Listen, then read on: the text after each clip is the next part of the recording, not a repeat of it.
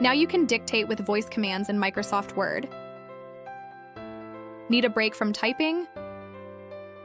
Go hands-free with using dictation now, including voice commands and Word for the web and on mobile. Just tap the dictation icon and start talking. You can do things like tap of mine for Q2, start numbered list last quarter earnings, new line growth projections, new line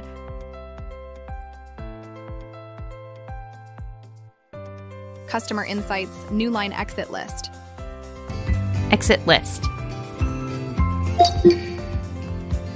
You can add punctuation and symbols like ... do ampersand and %sign.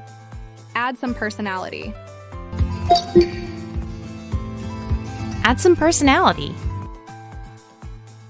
Smiley face, frowny face. Dictation is also available on Office Mobile. Simply tap the mic icon to start.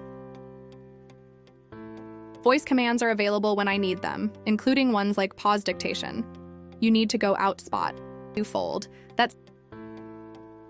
We hope you heart emoji these new voice commands and dictation as you move throughout your day. Thank you for watching us.